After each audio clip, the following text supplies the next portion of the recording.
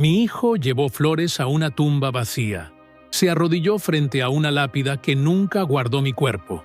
Cerró los ojos, juntó las manos temblorosas y le habló al viento creyendo que estaba hablándole a su padre muerto. Dijo que me amaba, que me perdonaba por haberlo dejado tan pronto, que desearía tenerme al menos por un día más. Tenía apenas 12 años. Llevaba en sus brazos un ramo de margaritas blancas y en su pecho una culpa que no era suya. Pero yo no estaba muerto, estaba vivo, respirando, sufriendo.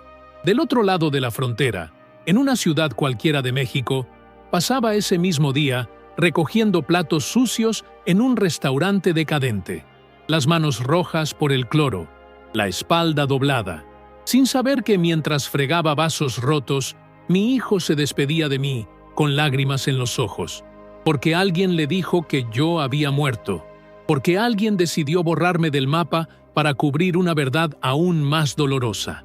Mi madre. Ella no solo me ocultó del mundo, me sepultó en vida.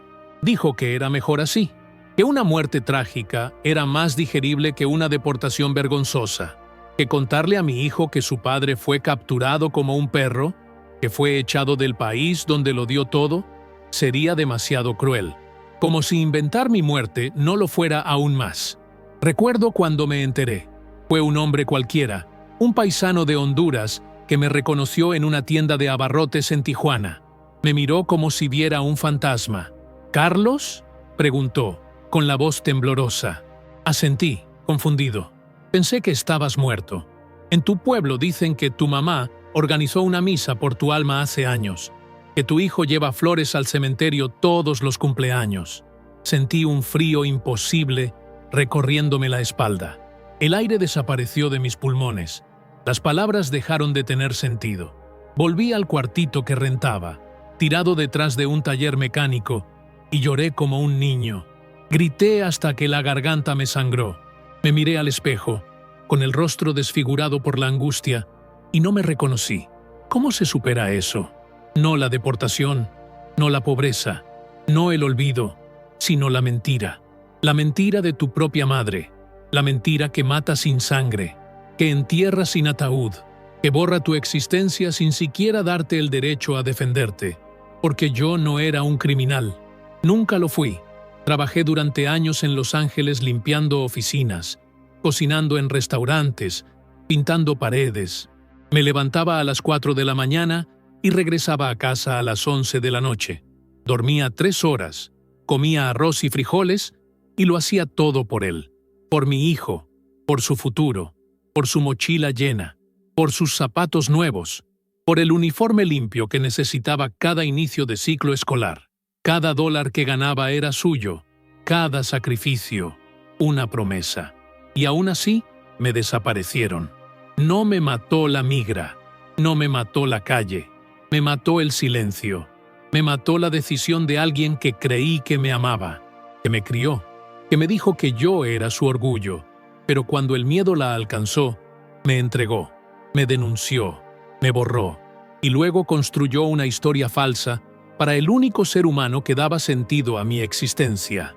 Imaginen por un segundo el nivel de soledad. Imaginen saber que tu hijo cree que estás muerto, que todos los cumpleaños llora por ti, que cuando cae enfermo le pide a Dios verte en sueños, que en cada dibujo de la escuela aparece un hombre con alas, porque su padre es un ángel en el cielo. Todo eso mientras tú estás ahí, lavando baños en una gasolinera, durmiendo en un colchón prestado, comiendo pan duro con café frío, existiendo, con la garganta rota de tanto callar. ¿Y saben qué es lo más cruel? Que no fue un accidente, no fue una confusión, fue una elección. Ella planeó mi entierro sin cadáver, imprimió una foto vieja mía, la puso en un altar, convenció a mi hijo, a mis tías, a mis vecinos, dijo que me chocaron, que fue instantáneo, que no sufrí.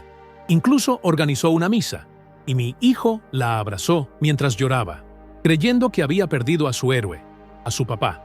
La impotencia me devoró, el odio también, pero por encima de todo estaba la culpa, no por lo que hice, sino por no haberlo sabido antes, por no haber llegado antes, por haber confiado tanto, por haber creído que los lazos de sangre bastaban, por pensar que el amor era suficiente escudo contra la traición. Los primeros días después de saber la verdad fueron un infierno. Intenté contactar a mi hijo, pero todo estaba bloqueado. Sus redes, sus números, sus correos. Mi madre había tejido una red de mentiras tan precisa que me había convertido en un recuerdo, un fantasma con fecha de defunción. Nadie quería hablar de mí, nadie contestaba, y yo me consumía entre la rabia y la desesperanza. En las noches me imaginaba a Miguel. Me preguntaba cómo sería su voz ahora, si todavía le gustaban los dinosaurios, si seguía queriendo ser bombero, si me recordaba como yo a él, porque yo jamás lo olvidé. Jamás dejé de escribirle cartas aunque no tuviera dónde enviarlas. Cartas que guardaba en una caja de zapatos, junto con las fotos que logré rescatar antes de ser deportado. Su primer diente caído, su sonrisa sin filtro, su abrazo de despedida en el aeropuerto. El último, el que me sigue quemando el pecho. ¿Y saben qué es lo peor? Que aún sabiendo todo esto, aún así quería verlo. Aún así lo amaba. Aún así estaba dispuesto a luchar por recuperar mi lugar. Porque un padre no muere con una mentira. Porque aunque me hayan enterrado en vida, aún respiraba. Aún tenía el corazón latiendo por él. Y mientras tanto, allá en su mundo construido sobre mentiras, mi hijo seguía creyendo que yo ya no existía, que yo era solo un suspiro en el viento. Pero no, yo seguía aquí, esperando, aguantando, sobreviviendo, respirando con un único propósito: volver a ser su padre, aunque tuviera que resucitar. Me llamo Carlos Esteves. Nací en un pueblo pequeño de Honduras, donde el viento lleva los mismos suspiros desde hace décadas y la tierra seca se parte como mi esperanza cuando era joven. Hoy tengo 44 años y vivo en Tijuana, en un cuarto que ni siquiera tiene ventanas, lavando platos en un hotel donde nadie pregunta tu nombre, solo si puedes quedarte hasta tarde. Pero eso no siempre fue así. Hubo un tiempo en que tenía una meta clara, un sueño nítido que empujaba mi cuerpo cada mañana a levantarse aun cuando ya no quedaba fuerza. Mi razón tenía un nombre: Miguel, mi hijo. Cuando supe que iba a ser padre, tenía solo 20 años. No estaba listo. ¿Quién lo está alguna vez? Pero cuando lo vi por primera vez, envuelto en una mantita azul con el rostro arrugado y los ojos cerrados, supe que ese sería el único amor incondicional que me tocaría en esta vida. La madre de Miguel, mi novia de entonces, estaba asustada. Yo también. Éramos dos adolescentes intentando construir algo en un país que no ofrecía más que promesas rotas y salarios de hambre. Aún así, hicimos lo mejor que pudimos. Trabajé en todo lo que aparecía, cargando sacos de cemento, ayudando en funerarias, vendiendo frutas en la carretera. A veces comía una sola vez al día, pero siempre me las arreglaba para llevar leche, pañales, un cuaderno, un dulce. Miguel no lloraba mucho. Observaba todo con esos ojos grandes y atentos, como si ya entendiera el mundo mejor que yo. Los años pasaron rápido. Las cuentas aumentaban más que mis ingresos. Mi hijo empezó la escuela. Quería un uniforme nuevo, libros, zapatos que no estuvieran remendados. Y yo no podía dárselos. No con ese trabajo miserable. No con ese país que me aplastaba todos los días. Fue entonces cuando lo decidí. Me iría a Estados Unidos. No por mí, por él. Vendí mi celular, mi bicicleta, mi cama y parte de la ropa que tenía. Junté el dinero justo para pagarle a un coyote que prometía llevarme por la ruta más segura. Nada es seguro cuando cruzas una frontera ilegal. Dormimos 3 noches en el desierto, escondidos entre arbustos espinosos, caminando solo de noche para evitar los drones. Vi hombres desmayarse por deshidratación. Escuché mujeres llorar en silencio. Olor a sudor, a miedo, a tierra caliente. Pero crucé. Llegué a Arizona. Me escondí en una bodega con otros 17 migrantes durante 2 días. Y luego Me enviaron en una camioneta vieja hasta Los Ángeles. Ahí empezó todo. Al principio dormía en el suelo de una casa donde vivían 8 personas más. Compartíamos un solo baño. El agua caliente era un lujo. Trabajaba de noche limpiando oficinas y de día ayudaba en una panadería. Me pagaban en efectivo, menos que el salario mínimo. Pero no importaba. Todo lo que ganaba lo enviaba a Honduras. Cada centavo, cada dólar. No me quedaba nada más que la fe de que Miguel estaría bien. Llamaba cada vez que podía. Las videollamadas eran mi oxígeno. Lo veía sonreír con sus dientes chuecos, con las orejas grandes como las mías. Le contaba que algún día lo traería conmigo, que le enseñaría inglés, que le compraría una bicicleta roja igual a la que un niño del vecindario usaba frente a donde yo vivía. Miguel creía en mí, y eso me hacía fuerte. Pasaron los años. Mejoré en mis trabajos. Aprendí a cocinar. Me contrataron en un restaurante donde el dueño era de El Salvador, y entendía la vida del migrante. Me enseñó a preparar platos italianos. Me pagaba a tiempo, y a veces hasta me daba comida para llevar. Me convertí en el encargado de la cocina nocturna. Aún así, seguía viviendo de forma humilde. No porque no pudiera mejorar, sino porque quería que Miguel tuviera lo que yo nunca tuve. Le mandaba dinero todos los meses. Le pagué la escuela privada, sus clases de dibujo, sus lentes nuevos cuando supimos que no veía bien. Le compré una computadora. Cada Navidad le enviaba una caja con juguetes, ropa y una carta escrita a mano. En esa carta le contaba cómo lo extrañaba, cómo cada día sin él era una batalla. Le decía que lo amaba, que estaba orgulloso, que era mi motor, pero el sacrificio tenía un precio. Nunca estuve cuando se enfermó. Nunca fui a una reunión escolar. No estuve en su primera comunión, ni en su graduación del kinder. Supe que una vez se rompió el brazo y lo llevó al hospital un vecino porque su mamá estaba trabajando y mi madre no pudo cargarlo sola. Yo me enteré 3 días después, cuando ya le habían quitado el yeso, y sin embargo, él me perdonaba todo. Te extraño, papá, pero sé que estás trabajando por mí. Esas palabras me rompían el alma. Me hacían sentir un monstruo y un héroe al mismo tiempo.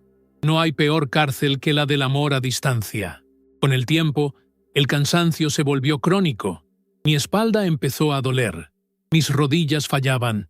Tenía 38 años y el cuerpo de un hombre de 60, pero no podía parar. Cada vez que pensaba en quedarme con un poco de dinero para mí, recordaba que Miguel necesitaba más, que mi madre, ahora enferma, también dependía de mí, que yo era el único sostén de una familia entera. Un día, recibí una oferta para trabajar en una cocina más grande, con un mejor salario. Era una oportunidad para ahorrar, para tal vez iniciar mi propio negocio. Un sueño que siempre guardé en secreto. Pero cuando llamé a mi madre para contarle, no hubo felicitaciones. Solo escuché: «Qué bueno, hijo. Así podrás mandar más este mes. Miguel necesita pagar una excursión escolar». No dije nada, solo asentí. Me tragué la decepción como tantas otras veces. Mi vida era eso, un número, una transferencia mensual, un cajero automático con corazón. Nunca pedí nada a cambio, solo una llamada, un «¿cómo estás?», un «te extraño». Pero con los años, hasta eso se volvió escaso.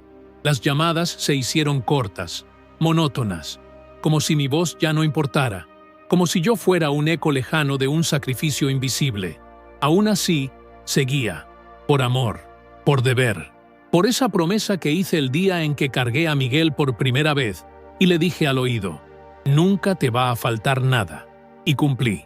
Lo que no sabía, lo que ni en mis peores pesadillas podía imaginar, era que mientras yo lo daba todo desde lejos, otros decidían arrancarme de su vida por completo. Mientras yo trabajaba con las manos agrietadas y los ojos rojos de cansancio, alguien más escribía mi epitafio. Decía que yo había muerto, que ya no estaba, que no volvería. Y lo más devastador de todo fue descubrir que el corazón que me traicionó fue el mismo que me vio nacer, el mismo que me acunó cuando era niño. Mi madre, la persona en la que más confiaba, la que me enseñó a ser fuerte, la que me juró que cuidaría de mi hijo si algo me pasaba. Ella fue quien, con una llamada, cambió mi destino para siempre. Durante los primeros años en Estados Unidos, cada semana tenía un ritual sagrado. Me sentaba en la esquina de la cama de cemento donde dormía. Sacaba mi celular barato. Me conectaba a un wifi robado de un restaurante cercano y llamaba por video a Honduras. A veces la señal fallaba. A veces solo podía escuchar su voz sin ver su carita. Pero no importaba. Solo necesitaba escuchar ese «Hola, papá», para que todo el cansancio de la semana desapareciera. Miguel era mi ancla. Tenía esa sonrisa que te calma la tormenta y unos ojos enormes que no dejaban de moverse, curiosos con el mundo. Me contaba todo, que en la escuela le enseñaban inglés y sabía decir su nombre, y Apple, que tenía un amigo que se llamaba Mateo, pero que a veces lo empujaba, que su maestra lo felicitó por dibujar un árbol con frutas de verdad. Yo le decía que era un artista, que algún día pintaría murales gigantes en Nueva York. Él se reía y decía, «¿De verdad, papá? Cada centavo que yo ganaba iba para él». Y no lo digo como una metáfora. Había semanas en las que comía arroz blanco durante 5 días, solo para poder enviar $10 más. Yo conocía el valor de las monedas por sonido. Las organizaba en pilas en una caja de zapatos, como si fuera un banco secreto de un padre desesperado, y cuando lograba reunir lo suficiente, iba a la tienda de envíos y lo mandaba todo. Mi madre era quien recibía el dinero allá. Ella administraba los gastos de Miguel. Me mandaba fotos de sus cuadernos, de sus cumpleaños, de él con nuevos zapatos. Me decía que estaba creciendo rápido, que tenía una voz más gruesa, que ya no jugaba con carritos, que ahora quería aprender a tocar guitarra. Pero un día algo cambió. Al principio fue sutil. Miguel ya no estaba en las videollamadas. Mi madre decía que estaba haciendo tarea, que estaba en casa de un amigo, que se había dormido temprano. Yo aceptaba esas explicaciones. Pensaba que era normal, que estaba creciendo, que ya no quería hablar tanto como antes, pero esa sensación en el estómago me decía otra cosa.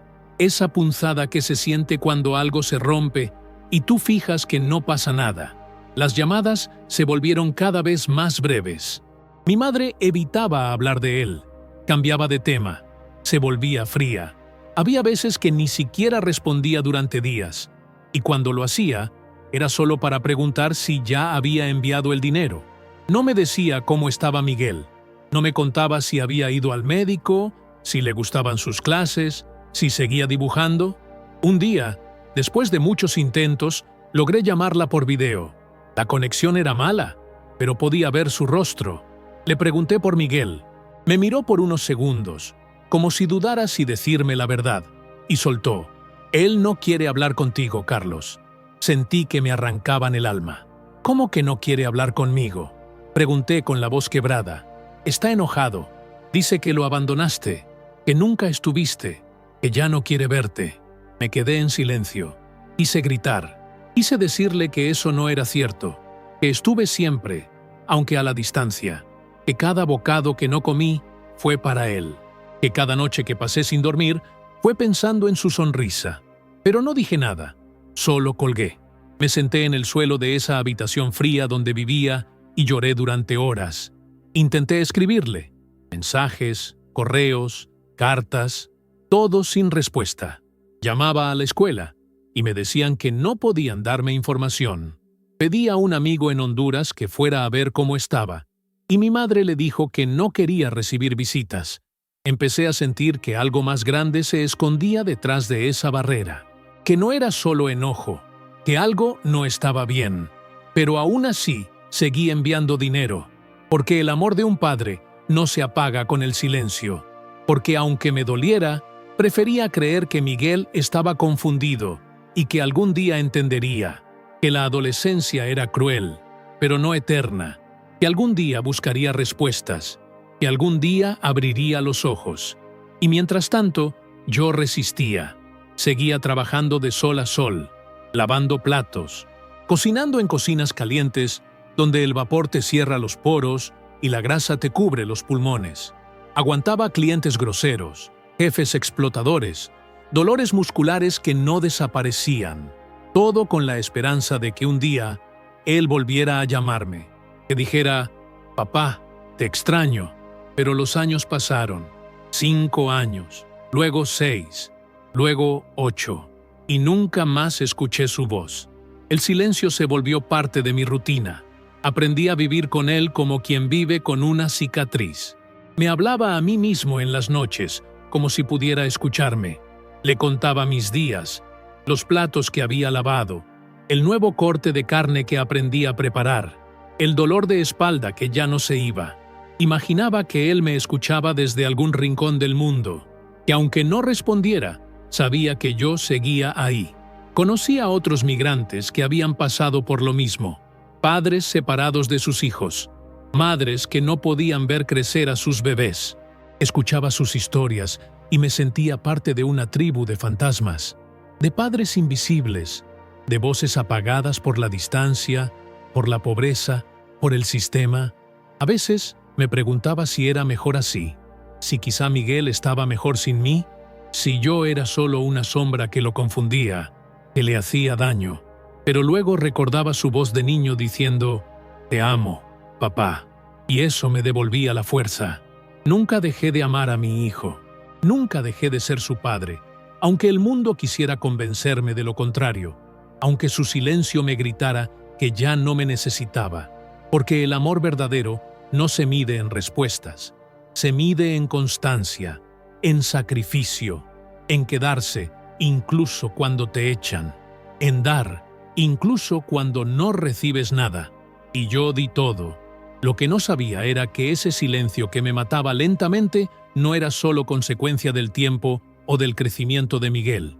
Era parte de un plan, parte de una mentira que se había tejido con cuidado. Una mentira construida por la única persona en quien yo había confiado ciegamente. Mi madre. Aquella mujer que me juró proteger a mi hijo como si fuera suyo. Aquella que un día me dijo: «Tranquilo, Carlos, él siempre sabrá quién eres». Ella fue quien sembró el silencio, quien lo alimentó, quien lo convirtió en un muro. Y yo, mientras tanto, seguía esperando al otro lado, con las manos extendidas, con el corazón abierto, sin imaginar que ya me habían cerrado la puerta, sin saber que, para el mundo de mi hijo, yo ya no existía. La mañana en que todo cambió no empezó diferente a las demás. Me desperté a las 4:15 como siempre, con el cuerpo entumecido por el colchón viejo que ya se hundía en el centro, y los pies fríos por la humedad que subía por el suelo de concreto. Me lavé la cara con agua helada y calenté un poco de café rancio en la misma olla donde hervía arroz cada noche.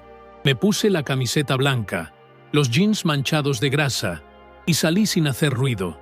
Era jueves, día de entrega de materiales a la obra donde trabajaba como ayudante. Nunca imaginé que sería mi último jueves, en suelo americano. Caminé las 7 cuadras hasta la esquina donde me recogía el camión de la empresa. El aire estaba más frío que de costumbre, y una niebla baja cubría los árboles como una sábana sucia. Mientras esperaba, revisé el reloj como lo hacía cada mañana, sabiendo que el jefe era puntual y no toleraba retrasos. Pero en lugar del camión, llegaron 2 camionetas blancas sin logotipos. Se detuvieron en seco frente a mí. Bajaron 3 hombres, camisas oscuras, placas colgando del cuello, expresiones duras. Uno de ellos preguntó mi nombre. No lo negué, no corrí, solo asentí. En segundos ya tenía las manos detrás de la espalda, esposadas. Las palabras que dijeron fueron pocas. «Carlos Esteves está detenido por violación de leyes migratorias». Esa frase se me quedó grabada como un tatuaje que quema. No protesté, no grité, no pedí ayuda, porque ya sabía lo que estaba ocurriendo. Lo había soñado tantas veces que cuando ocurrió, mi mente solo pensó: «Ya llegó». Subí al vehículo con las rodillas temblando. Afuera, un niño miraba por la ventana del autobús escolar. Me observaba con esos ojos grandes de quien aún no entiende la crueldad del mundo. Y yo quise gritarle que no era un criminal, que no había hecho daño a nadie, que solo trabajaba, que solo quería que mi hijo comiera. Pero no dije nada. Solo bajé la cabeza y esperé. El centro de detención era frío, un edificio gris donde el tiempo se congela y la esperanza se evapora. Me tomaron las huellas, una foto, y me asignaron un número. Ya no era Carlos, era un código, una estadística más. Me quitaron los cordones de los zapatos, el cinturón, mi teléfono. Me dieron un uniforme que olía a cloro y a derrota. Dormí esa noche en una litera de metal, con un desconocido que lloraba en silencio en la cama de abajo. Había hombres de todas partes: El Salvador, Guatemala, México, Venezuela, todos con historias parecidas, todos con el mismo destino colgando de un hilo. Los días siguientes fueron un borrón, comidas sin sabor, horarios que no entendía, interrogatorios breves, papeles que no sabía cómo llenar. Pedí hacer una llamada. Me dieron 3 minutos. Marqué el número de mi madre. Nadie contestó. Intenté con el de la vecina que a veces me ayudaba. Tampoco. Al tercer intento, la voz mecánica del sistema cortó la línea. Entonces lo supe. Nadie vendría. Nadie preguntaría por mí. En el cuarto día, un agente me informó que sería deportado en las siguientes 48 horas. Me le quedé viendo, intentando procesar lo que acababa de decirme. ¿Deportado?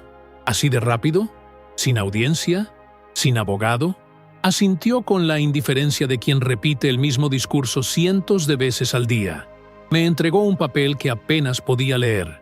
Me dijo que firmara, que si me resistía, sería peor, que era voluntaria, pero que en realidad no tenía opción. Me senté en una esquina del pasillo y observé cómo otros hombres también eran llamados. Algunos lloraban, otros gritaban, unos firmaban sin mirar. Yo firmé. Lo hice porque no sabía a quién acudir, porque no tenía tiempo, porque nadie del otro lado contestaba el teléfono, porque todo lo que había construido en 10 años se desmoronaba en 10 minutos. Me llevaron en un bus blindado hasta el aeropuerto. Me esposaron de nuevo. Las ventanas estaban cubiertas con lonas negras. No podía ver afuera. Sentía que me estaban llevando a mi propia ejecución. Nadie hablaba. Nadie se movía. Solo el sonido del motor y el rechinar de las cadenas en las muñecas. Al llegar al aeropuerto, nos metieron por una entrada trasera. No había gente. No había ruido. Era como si nuestra salida del país tuviera que ser invisible. Como si nos borraran sin que nadie lo notara. Subimos al avión en silencio. Nos sentaron en los últimos asientos. Un agente se sentó junto a mí. No me miraba. Solo sostenía una carpeta con mis documentos. Volé durante 3 horas con el estómago encogido, pensando en mi hijo, en mi cama, en el trabajo que ya no tenía, en las fotos que dejé pegadas a la pared, en el arroz que quedó en la olla, en la vida que me arrancaron sin permiso. Al aterrizar en México, me bajaron con rapidez. Un funcionario local me recibió con un gesto de costumbre. Me entregó una bolsa de plástico con mis pertenencias, un billete de $10 arrugado, mi teléfono sin señal, una foto doblada de Miguel. Me dieron la espalda y se fueron. Ahí estaba yo, solo, en un país que no pisaba hacía más de una década, sin casa, sin trabajo, sin nadie esperándome. Ni siquiera sabía a dónde ir. Tenía los bolsillos vacíos y la mente desbordada. Caminé durante horas por calles desconocidas, buscando un lugar donde sentarme, donde pensar, donde entender qué acababa de pasar. Terminé durmiendo en una banca, con el frío del suelo pegado a los huesos y la foto de mi hijo apretada contra el pecho. Me repetía que debía ser fuerte, que debía levantarme, que debía seguir, pero por dentro me sentía muerto. Ya no era solo un hombre deportado, era un padre silenciado, un nombre borrado, un alma sin dirección. A la mañana siguiente, encontré un refugio para migrantes. Me dieron pan duro y café caliente, un colchón en el suelo, un baño compartido. Me ofrecieron trabajo lavando platos en un hotel cercano. Acepté sin pensar. No era digno, no era justo, pero era algo. Y ese algo era lo único que me mantenía de pie. Los días se volvieron semanas, las semanas, meses. Vivía con lo mínimo, dormía con lo necesario, trabajaba con la cabeza baja. Nadie preguntaba de dónde venía, nadie quería saber. Éramos muchos, todos invisibles, todos olvidados. Cada noche, al cerrar los ojos, repetía el nombre de mi hijo como una oración. Miguel, Miguel, Miguel. Hasta que un día, el destino me sacudió con una revelación que cambiaría todo lo que creía saber sobre mi desaparición. Una frase inesperada, salida de la boca equivocada, en el lugar más común. Una frase que no solo me heló la sangre, sino que me mostró que mi exilio no fue un accidente, fue un plan, y que detrás de esa traición se escondía el rostro más doloroso de mi historia, mi propia madre. Fue un martes cualquiera cuando la verdad me golpeó con la fuerza de un tren. Estaba caminando por una calle empolvada de Tijuana, con la camisa empapada de sudor y una bolsa de pan bajo el brazo. Había terminado mi turno en la cocina del hotel donde trabajaba como lavaplatos, y pensaba en llegar a tiempo para bañarme antes de que cortaran el agua. Pero en una esquina, frente a una tienda de abarrotes, me encontré con alguien que cambiaría el rumbo de todo. Un hombre de rostro moreno, con el cabello canoso y las manos llenas de cicatrices, me miró fijamente. Parpadeó 2 veces como si no creyera lo que veía. Se acercó lentamente, con los ojos húmedos y una mezcla de sorpresa y miedo. Dijo mi nombre, Carlos. Lo pronunció como si estuviera invocando a un muerto. Me quedé congelado. No lo reconocí de inmediato. Pasaron unos segundos hasta que su voz trajo recuerdos borrosos. Era Roberto, un vecino de mi infancia, que ahora también vivía en México tras haber sido deportado años antes. Me abrazó como si abrazara a un fantasma. Me preguntó si era realmente yo, si estaba vivo. Yo no entendía nada. Le dije que claro que estaba vivo, que aunque medio destruido, seguía aquí. Fue entonces cuando su cara cambió. Bajó la mirada, se rascó la nuca y con una voz entrecortada me soltó la frase que me quemaría por dentro durante semanas. Carlos, tu mamá dijo que habías muerto, que te mataron allá en Estados Unidos, que tu hijo cree que estás enterrado en una tumba allá, en Los Ángeles. No recuerdo cuánto tiempo me quedé en silencio. Solo sé que la bolsa de pan se me cayó de las manos y los pájaros se abalanzaron sobre ella como si mi dolor fuera un festín. Roberto seguía hablándome, explicándome que esa historia corría por todo el pueblo, que incluso habían hecho una misa, que había una lápida con mi nombre en el cementerio, que mi madre, mi propia madre, era quien había contado la noticia con lágrimas en los ojos, que todos le creyeron, que nadie dudó de su palabra. Sentí cómo el mundo se me partía por dentro. Quise correr.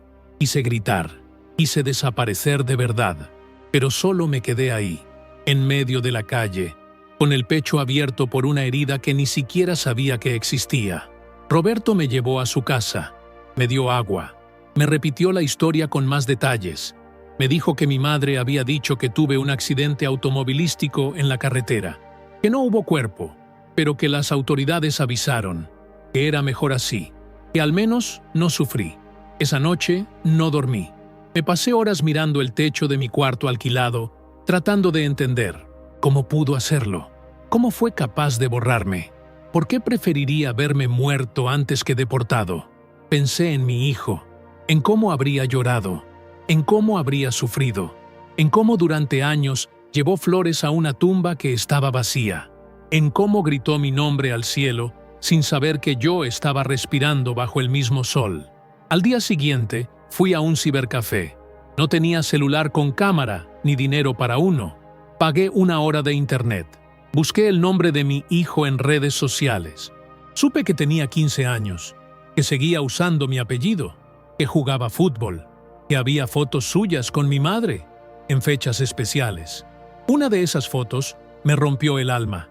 Era él, de pie frente a una lápida con mi nombre. Llevaba un ramo de flores. Su cara era una mezcla de dolor y resignación, y en la descripción decía simplemente, «Te amo, papá, aunque no estés. Tuve náuseas. Me levanté del asiento, salí corriendo del lugar y vomité en una esquina. La calle daba vueltas. El corazón me latía en los oídos. Quise arrancarme la piel. Quise despertar. Pero no era un sueño. Era real. Me habían asesinado sin matarme. Me habían sepultado en vida. Y lo peor, lo más oscuro, lo más imposible de perdonar, era que lo había hecho la única persona que me prometió cuidar de mí, mi madre. Volví al cibercafé. Me temblaban los dedos al escribir. Le mandé un mensaje directo a Miguel. No sabía si lo leería. No sabía si me respondería. Solo escribí: hijito, soy yo, tu papá. No estoy muerto. Me deportaron. Me alejaron. Pero estoy vivo. Y te amo más que nunca. No sé si me vas a creer, pero tenía que intentarlo. Esperé durante días. Revisaba la cuenta desde la computadora del trabajo cada vez que podía. No había respuesta. Ni un visto. Nada.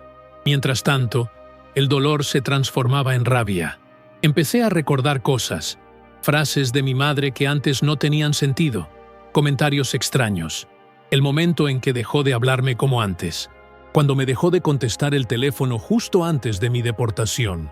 Todo encajaba ahora como piezas de un rompecabezas macabro. Me sentí traicionado en lo más profundo. No era solo una mentira, era una ejecución emocional. Mi madre decidió matarme en la memoria de mi hijo. Decidió que sería más fácil decir que yo estaba muerto que aceptar la vergüenza de tener un hijo deportado. Prefirió el drama de una muerte trágica al deshonor social. Y para lograrlo, usó su rostro de abuela triste, sus lágrimas de madre sacrificada y su fama de mujer respetada en la comunidad. Mientras yo luchaba por sobrevivir lavando platos, ella organizaba misas en mi nombre. Mientras yo dormía en colchones prestados, ella consolaba a mi hijo con mentiras. Mientras yo lloraba en silencio, ella se hacía la víctima. No solo me quitó a mi hijo, me quitó mi identidad, me convirtió en un recuerdo. Intenté llamar de nuevo. Usé una cabina telefónica. Marqué el número de siempre. Contestó su voz. Fría, seria. Dije su nombre. Ella no respondió. Solo colgó. Ahí supe que no fue error. Fue decisión. Esa certeza me destrozó. No sabía cómo reparar lo que habían roto. No sabía si Miguel alguna vez me perdonaría. No sabía si tendría una segunda oportunidad. Pero sí sabía una cosa. No podía quedarme callado. No, esta vez. Porque el silencio fue el arma que usaron para destruirme. Y ahora tenía que usar mi voz para recuperarme. Para recuperar a mi hijo. Para decirle al mundo que estaba vivo. Que me negaba a desaparecer. Que seguiría luchando hasta el último suspiro. Porque ningún padre merece morir en el corazón de su hijo por culpa de una mentira, porque ningún hijo merece llorar sobre una tumba vacía. Pasaron semanas desde aquel mensaje que le envié a Miguel. Cada noche regresaba del trabajo y entraba a ese cibercafé con las manos sudadas y el corazón latiendo fuerte.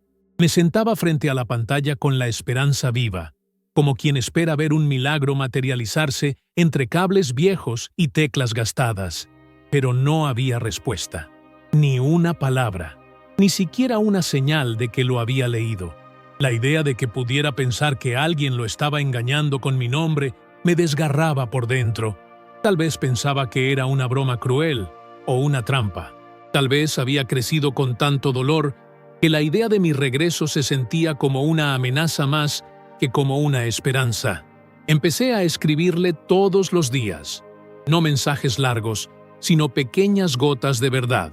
Le contaba cosas que solo él y yo sabíamos, como el apodo que le daba cuando era pequeño, o el dibujo de dinosaurio que hizo en segundo grado y que yo había guardado en mi billetera durante años.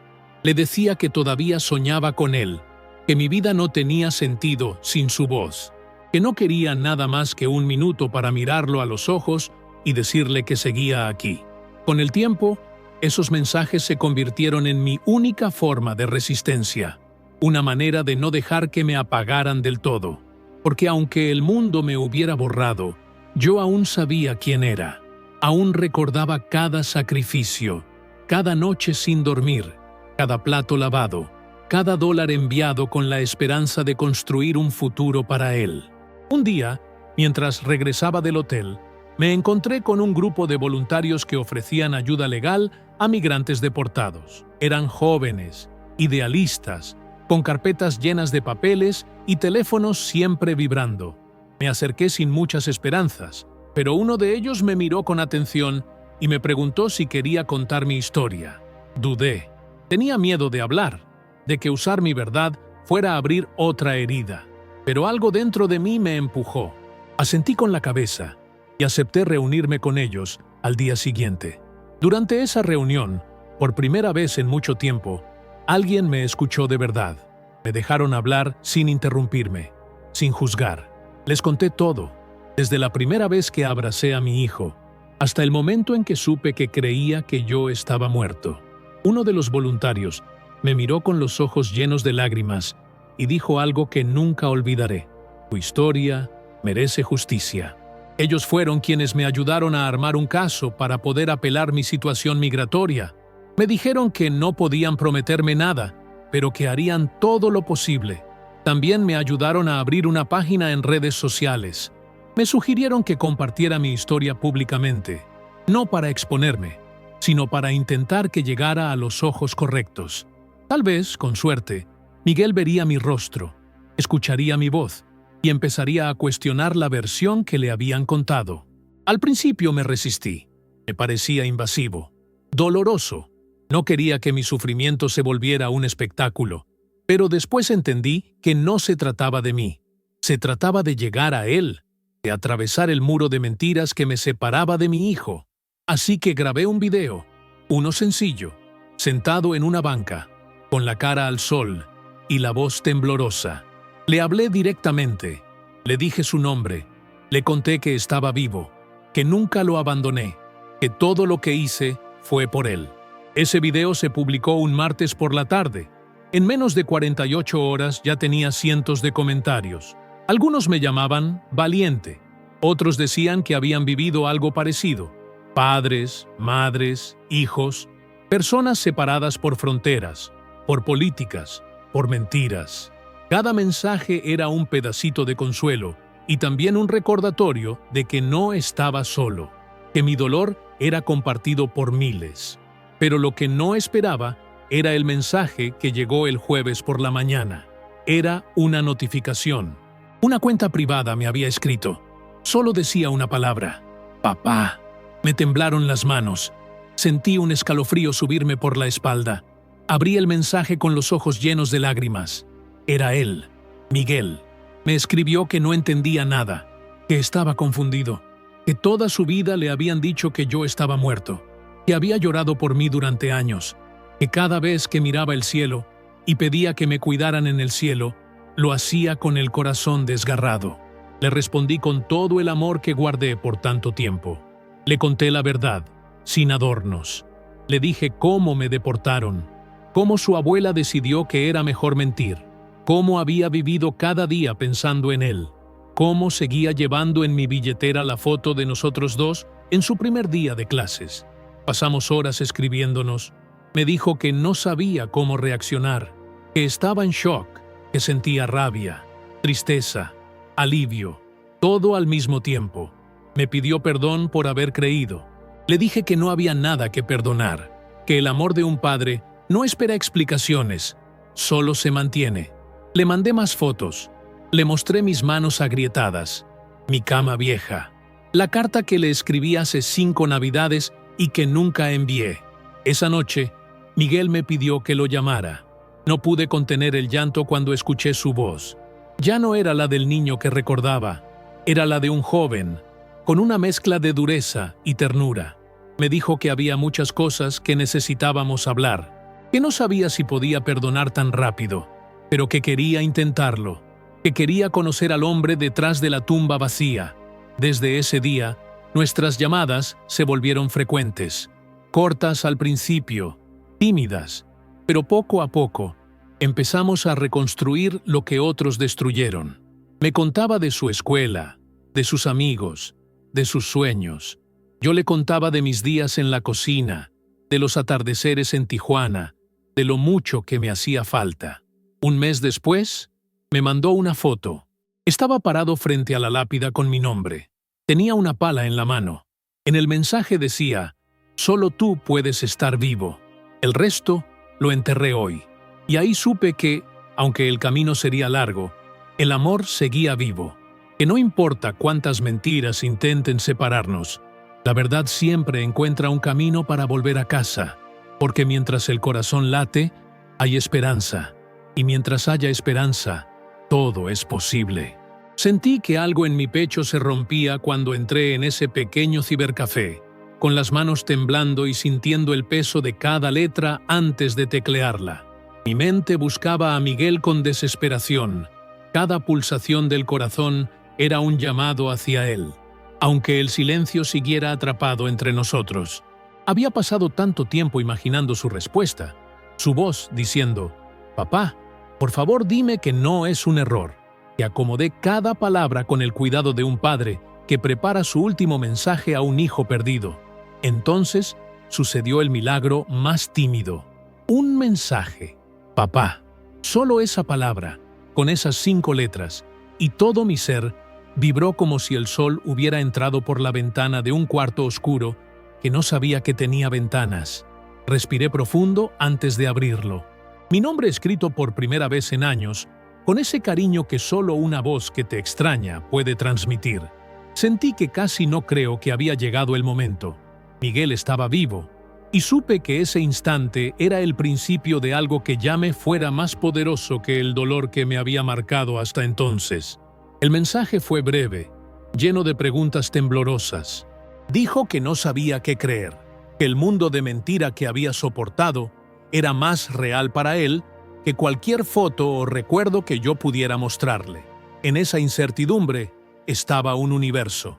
Le respondí despacio, con cada palabra impregnada de verdad, que lo extrañaba cada día, que la mentira no fue suya, que mi piel aún llevaba la memoria de sus manos, de su risa, de su voz. En cada letra quise abrazarlo, aunque estuviera a kilómetros de distancia.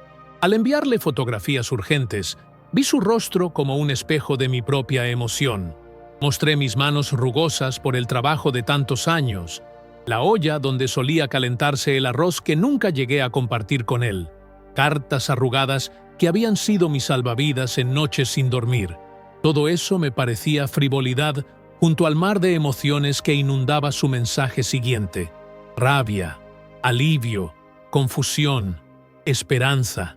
«Papá, ¿de verdad eres tú?», dijo, y ahí volví a llorar, pero no una lágrima de derrota, sino una lágrima de victoria, de reencuentro, de futuro. Empezamos a hablar por llamadas breves. Primero el sonido de su voz, con un tono que ya no era de niño, sino de uno que ha vivido demasiado rápido, que ha llorado sin respuestas, que ha crecido en un mundo construido sobre una mentira trágica. Esas llamadas eran torpes, llenas de silencios incómodos, de palabras que temblaban al decirse por primera vez después de tanto tiempo, pero también estaban llenas de vida, de un deseo profundo de conocernos otra vez. Me contó de sus sueños: dibujar, estudiar ingeniería, practicar fútbol, de las noches que pasaba frente a esa lápida con mi nombre, preguntándole al cielo si me escucharían en la distancia. Yo le hablaba de las ollas de cocina que lavaba, del vapor que quemaba mis manos, del sabor dulce del pan duro con café caliente que compartía con otros migrantes en los refugios, imaginando que él, donde estuviera, lo saboreaba conmigo. Un día me envió una foto. Estaba frente al cementerio, con una pala pequeña en mano. No era para desenterrar nada, lo sabía, era un símbolo. En el mensaje decía: «Solo tú puedes estar vivo». El resto lo enterré hoy, y entendí que él no buscaba revivir el pasado. Buscaba enterrarlo para seguir viviendo, para darme permiso de estar vivo. Eso me transformó. Cada palabra que escribía y leía era una reafirmación de que el amor no muere por mentiras, que un padre puede estar sepultado en el silencio y aún así resucitar en el corazón de su hijo, que la esperanza tiene una potencia que supera la distancia, el dolor y el tiempo. Y mientras él tomaba la decisión consciente de buscarme, reescribirme en su vida, yo sentí el peso de mis manos sudorosas y pensé que por fin podía empezar a sanar. Porque cuando un hijo te excava desde el amor y no desde el olvido, lo que nace no es solo un perdón, es una nueva historia que espera, con cada latido abierto, ser contada. Las semanas siguientes fueron un torbellino emocional imposible de describir con precisión. Miguel y yo seguíamos hablando cada vez más, con conversaciones más largas y profundas, como si estuviéramos reconstruyendo los cimientos de una casa destruida por un terremoto. Una casa que había quedado enterrada bajo toneladas de escombros y silencios, pero cuyos cimientos aún estaban firmes, esperando ser desenterrados con paciencia y amor. Él tenía miedo, lo sentía en su voz, pero también tenía hambre de verdad. Quería saber cada detalle de lo que me pasó, cómo fui deportado, cómo sobreviví, cómo fue ese día en que me arrancaron de su vida sin aviso. Yo no me guardé nada, le conté todo. Le hablé del momento exacto en que los agentes migratorios me rodearon en la calle, de cómo me esposaron frente a un autobús escolar, del silencio en el centro de detención, de la comida fría y sin sabor, del miedo de no saber si volvería a ver la luz del día como un hombre libre. Le conté cómo lloré solo en una litera de metal, rodeado de hombres rotos, todos con historias parecidas. Le hablé del vuelo, del recibimiento en México, del momento en que me di cuenta de que nadie sabía que estaba vivo. Le hablé de su abuela, sí, también de eso, aunque fue la parte más difícil. Él escuchó todo. A veces guardaba silencio largo rato, como si las palabras necesitaran encontrar espacio dentro de su alma antes de responder. Otras veces lloraba en voz baja, pero no colgaba. Nunca colgó. Y eso era suficiente para mí. El solo hecho de tenerlo del otro lado del teléfono, respirando al mismo tiempo que yo, me daba fuerza para seguir. Un día me dijo que quería saber cómo fue mi vida antes de su nacimiento, antes de todo.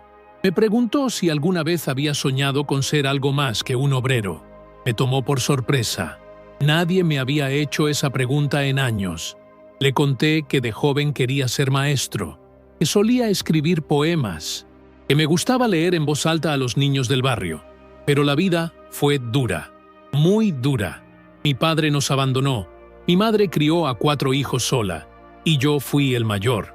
Me tocó trabajar desde los 12. Vendí fruta, lavé coches, hice de todo. El sueño de ser maestro quedó en una caja vieja, junto con los libros que dejé de abrir. Miguel me pidió que le recitara un poema que me supiera de memoria. Dudé, pero luego cerré los ojos y recordé uno que siempre me hacía llorar. Era sobre un hijo que busca a su padre en el viento. Lo recité con voz temblorosa, y al terminar, Miguel me dijo que nunca nadie le había leído algo así, que sentía que por fin alguien lo veía, que por primera vez en años sentía que tenía una raíz. Esa palabra me atravesó. Raíz. Porque eso es lo que me habían arrancado, lo que le habían arrancado a él. Crecimos, cada uno a su manera, flotando como hojas secas que no saben de dónde vienen ni a dónde van. Pero ahora, poco a poco, estábamos encontrando ese punto de origen. Estábamos sembrando otra vez. Le mandé fotos mías de niño, una carta que su madre me escribió cuando él nació, una servilleta con un dibujo que hice mientras lo esperaba en la sala de partos. Empezamos a construir un álbum virtual, un espacio nuestro, nuestro santuario digital. Ahí subíamos recuerdos, frases, fotos, mensajes de voz, como si estuviéramos escribiendo un diario de reconstrucción. Pero entre todo ese renacer, también llegaron las preguntas difíciles. ¿Por qué su abuela hizo lo que hizo? ¿Por qué nadie le dijo la verdad? ¿Cómo podía perdonarla si lo había hecho vivir un duelo falso durante casi una década? Yo no tenía respuestas, solo teorías.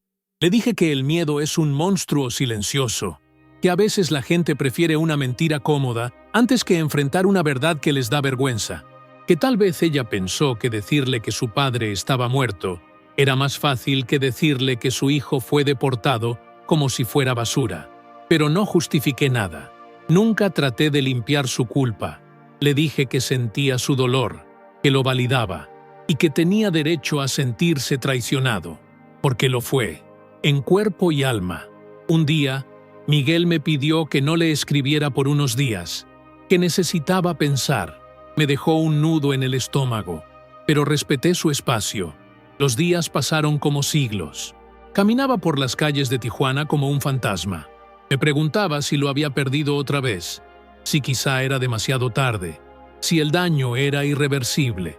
Al cuarto día, me escribió, solo una frase: te sigo escuchando. Me derrumbé. Lloré como nunca antes, porque entendí que aún había camino, que aún había puente, y así seguimos, día tras día, sin prisas, sin promesas falsas, solo con la verdad en la mano y el amor como guía.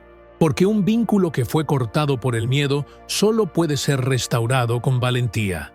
Y cada conversación era un acto de coraje, cada silencio respetado, una muestra de amor, cada recuerdo compartido, una semilla que crecía.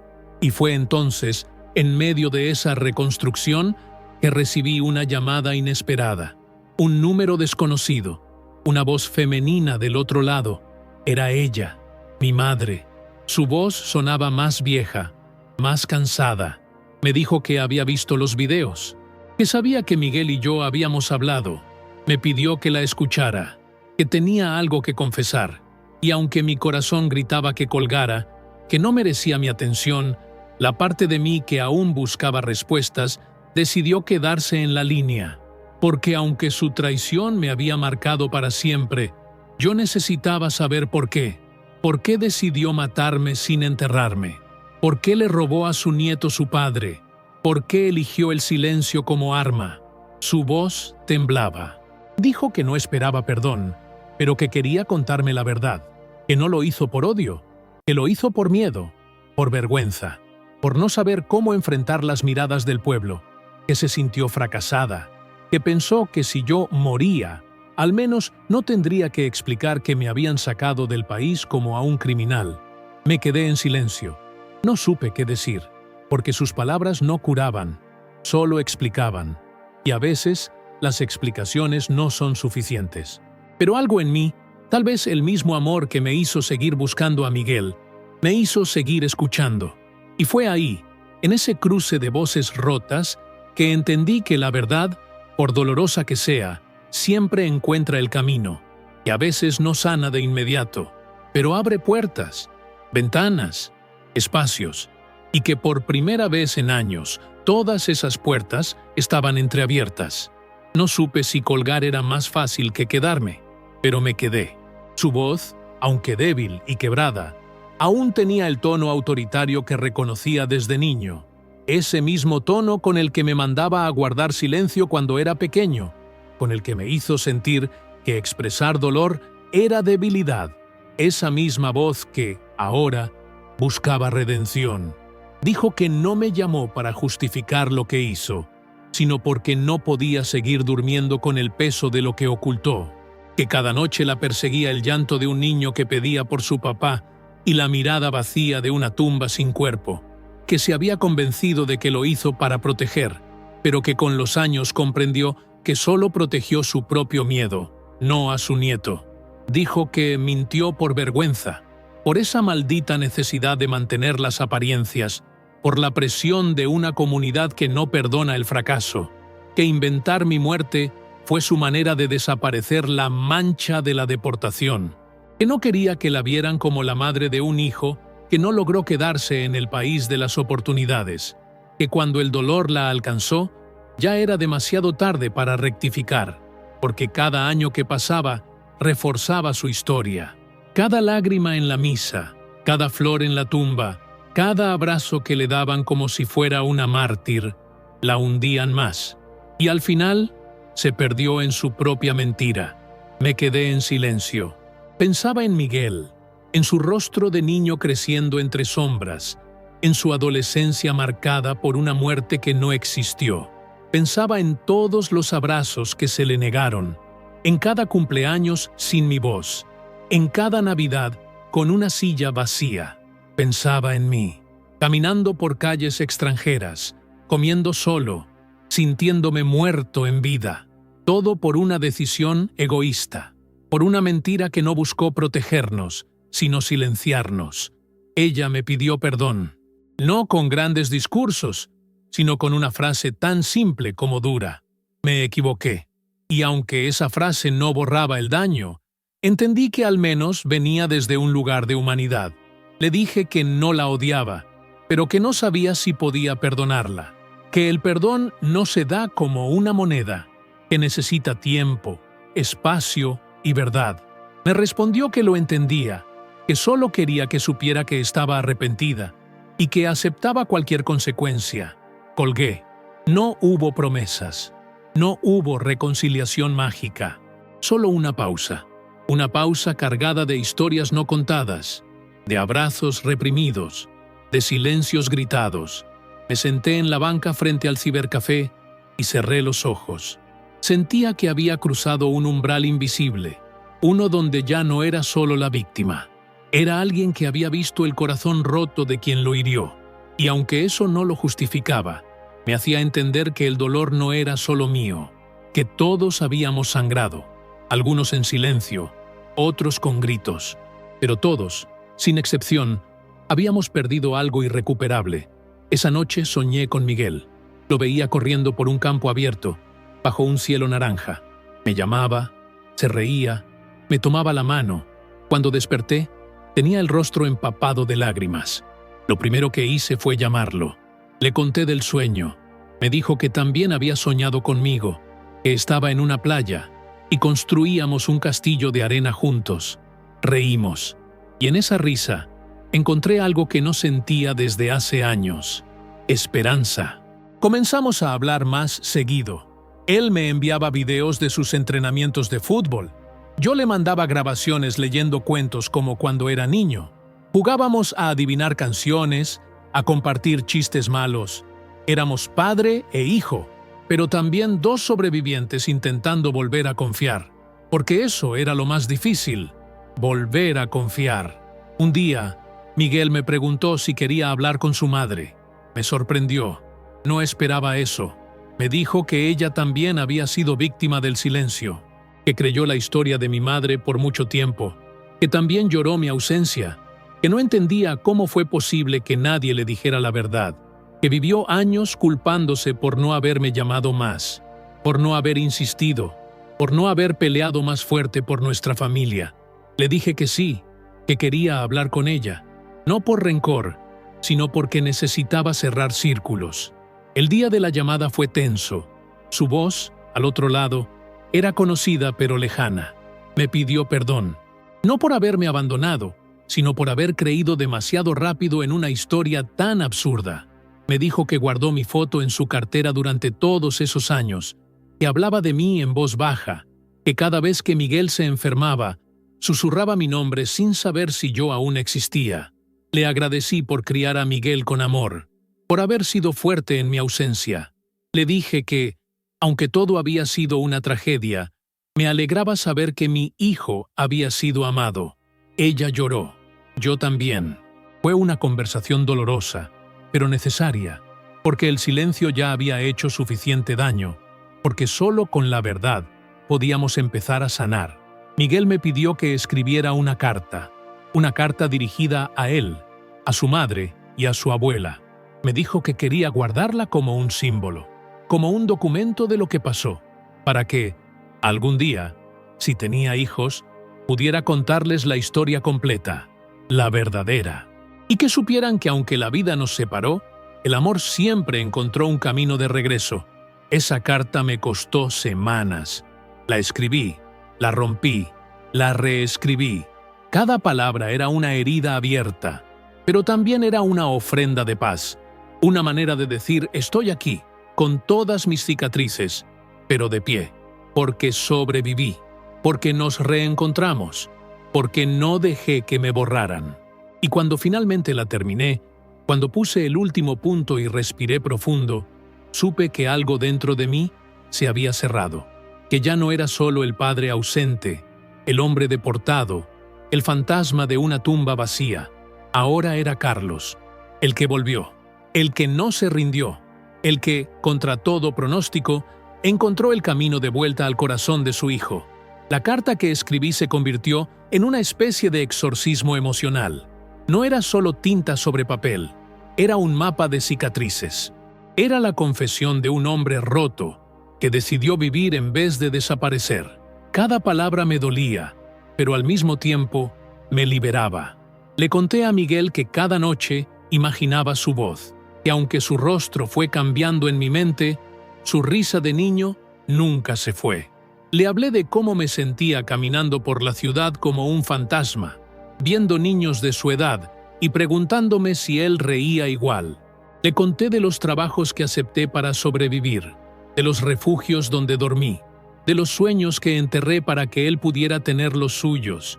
También le conté que hubo noches en las que pensé en rendirme, en desaparecer del todo, porque vivir muerto es una forma de tortura lenta que nadie merece. Esa carta también fue para su madre. Le agradecí por haber estado ahí cuando yo no pude.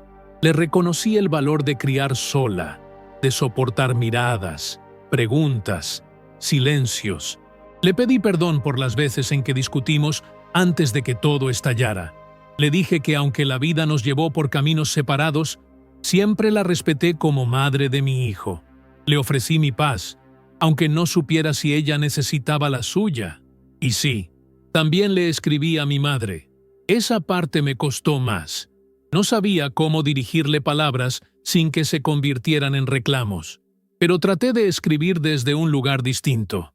Le dije que la entendía, no por justificar, sino porque con el tiempo entendí que cada quien sobrevive como puede, que sus decisiones me dolieron, me rompieron, pero también me obligaron a convertirme en alguien que no se rinde.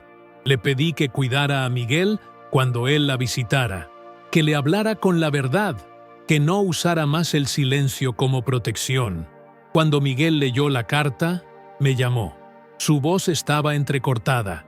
Me dijo que nunca había leído algo tan real, que esa carta era un espejo, que ahora entendía muchas cosas. Me preguntó si podía compartir partes con su terapeuta. Le dije que sí, claro que sí.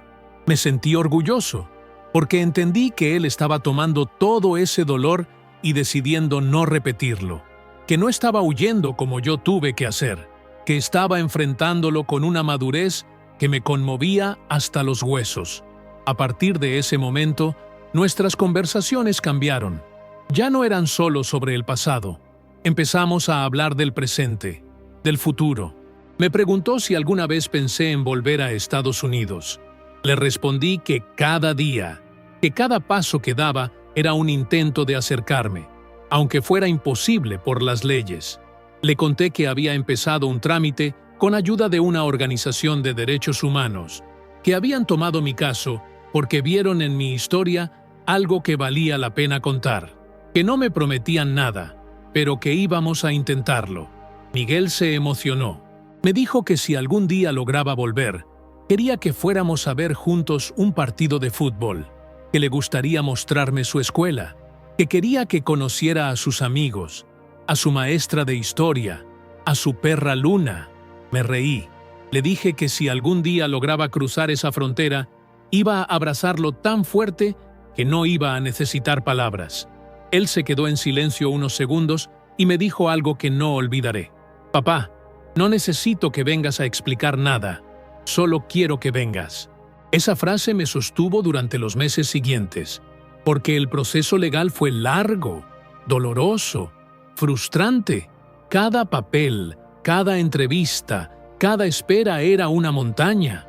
A veces me sentía como si me estuvieran desnudando frente a extraños que decidían si yo merecía volver a mi vida. Tuve que contar mi historia una y otra vez, mostrar pruebas, buscar testigos, revivir todo lo que me rompió, pero lo hice por él. Mientras tanto, seguía trabajando, cocinando, lavando platos, a veces ayudando a otros migrantes con sus historias. Había algo poderoso en compartir mi experiencia, en decirle a alguien, tú no estás solo, porque cuando uno ha sido invisible tanto tiempo, la empatía se convierte en un salvavidas. Ayudé a una madre guatemalteca a encontrar a su hija en Chicago, a un joven hondureño a escribir su carta de petición de asilo.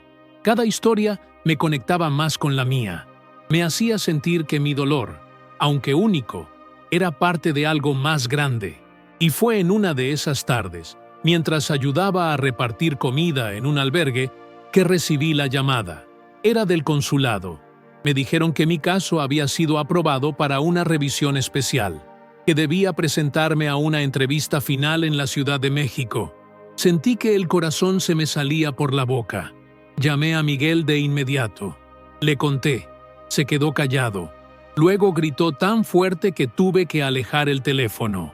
Lloramos, reímos, prometimos que no íbamos a perder la fe. Viajé con lo puesto, con mi carpeta llena de papeles, fotos, cartas. En el autobús recé, no por justicia, sino por oportunidad, porque solo quería una chance, una sola. La entrevista fue dura. Me preguntaron de todo. Lloré sin querer. Les mostré la carta. Les hablé de Miguel, de cómo me llamó desde una mentira, de cómo lo recuperé. Al final, una de las oficiales me miró y me dijo: «Usted no vino a pedir permiso para vivir. Usted vino a reclamar su derecho a existir». Y me dieron una respuesta. Me dijeron que debía esperar, pero que las probabilidades eran buenas. Volví a Tijuana con el alma vibrando. No tenía la certeza de nada, pero sí la esperanza de todo. Llamé a Miguel cada noche. Hablábamos de planes, de viajes, de libros. Un día me dijo que quería que escribiéramos juntos un cuento sobre un niño que busca a su padre debajo de una lápida falsa. Le dije que ese sería nuestro cuento, que lo íbamos a escribir en voz alta y que algún día lo leeríamos juntos, frente a un público, de pie, con las manos entrelazadas. Esa imagen fue mi combustible, porque entendí que a veces la vida no se trata de lo que te quitan, sino de lo que decides recuperar. Y yo había decidido recuperar a mi hijo, mi voz, mi lugar en el mundo. Porque aunque me deportaron, aunque me borraron de una historia familiar, yo seguía aquí, vivo, presente, amando, esperando. Y en esa espera encontré algo que creía perdido para siempre: dignidad. Y con ella, el deseo de volver a empezar. Hubo un momento, justo cuando crucé la puerta del aeropuerto con la carta oficial en la mano, en que sentí que todo mi cuerpo dejaba de pesar. No fue porque el dolor desapareciera, sino porque ya no lo cargaba solo. Cada paso que di hacia el avión fue como caminar sobre los recuerdos de todas las noches en vela, de cada lágrima, de cada oración que no sabía si alguien escuchaba. Iba a volver, iba a abrazar a mi hijo, iba a mirar sus ojos sin una pantalla de por medio, iba a demostrar que aunque la vida quiso arrancarme de raíz, mis ramas nunca dejaron de buscarlo. Cuando bajé del avión, mi corazón latía tan fuerte que me costaba respirar. No sabía si Miguel estaría ahí, no sabía si querría abrazarme o si se quedaría parado a la distancia, pero lo vi. Estaba en la esquina, con una camiseta blanca y una sonrisa nerviosa, y entonces, sin decir una palabra, corrió hacia mí. Me abrazó tan fuerte que sentí que volvía a nacer, su cabeza en mi pecho, sus brazos apretando mi espalda y yo temblando, sin poder contener las lágrimas. No necesitábamos hablar. Ya nos habíamos dicho todo en el silencio de tantos años. Pasamos ese primer día caminando por la ciudad. Me mostró su escuela, su parque favorito, el banco donde a veces se sentaba a pensar. Me llevó a una taquería donde decía que hacían el mejor pastor del mundo. Nos reímos como si nunca nos hubiéramos separado. Pero dentro de cada gesto había un cuidado, una ternura contenida. Sabíamos que estábamos reconstruyendo con las manos desnudas, sin planos, solo con amor. En casa, me mostró una caja. La llamó el baúl de las ausencias. Estaba llena de cosas que había guardado mientras creía que yo estaba muerto. Cartas que nunca envió, dibujos que hizo de niño, fotos mías que rescató de un álbum viejo. Unos calcetines que decía que eran los más feos del mundo, pero que aún olían a mí. Me senté en el suelo, frente a esa caja, y lloré como un niño, porque todo lo que creí perdido estaba ahí, esperándome. Esa noche, antes de dormir, me pidió que le leyera uno de los poemas que solía recitar en mi juventud. Saqué uno arrugado de mi bolsillo. Era el mismo que le recité por teléfono meses atrás. Esta vez lo hice en voz alta, con él abrazado a mi costado. Y cuando terminé, me miró y dijo: «Papá, ahora sí puedo dormir tranquilo, porque ya no estás muerto». Desde entonces, mi vida cambió. No se volvió perfecta. Aún cargo con los restos de una historia marcada por la separación, el dolor y la mentira. Pero cada día me levanto con propósito. Participo en grupos de apoyo a migrantes. Escribo cartas para otros padres que aún buscan a sus hijos. Miguel y yo iniciamos un proyecto juntos, un podcast donde contamos historias de reunificación, porque entendimos que cuando uno sana en voz alta, ayuda a que otros también sanen. A veces me despierto en la madrugada y me quedo mirándolo dormir. Lo veo respirar y me doy cuenta de que cada una de sus inhalaciones es un acto de resistencia, de supervivencia, de amor. Y entonces susurro gracias. Gracias por no rendirte. Gracias por seguirme buscando. Gracias por enseñarme que el amor de un hijo puede revivir hasta al padre más perdido. Y a ti que estás viendo esta historia, gracias por acompañarnos, porque al escucharla, también formas parte de ella. Porque cada vista, cada comentario, cada suspiro frente a la pantalla es una manera de decir: no estás solo. Si tú también has sentido que te arrancaron del corazón de alguien que amabas, si alguna vez te hicieron sentir invisible, o si perdiste algo que parecía irrecuperable, quiero que sepas que siempre hay una forma de volver. Puede tomar años, puede doler, puede romperte, pero también puede sanarte. Si esta historia tocó tu corazón, te invito a quedarte con nosotros. Suscríbete al canal, activa las notificaciones y acompáñanos en cada nuevo capítulo de vida que compartimos aquí, porque cada historia contada es un puente tendido entre el dolor y la esperanza.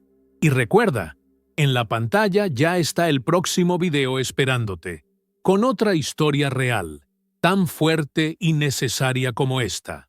Haz clic y sigue con nosotros, porque en este canal nadie se queda solo. Gracias por escucharnos. Gracias por sentir con nosotros. Hasta la próxima historia.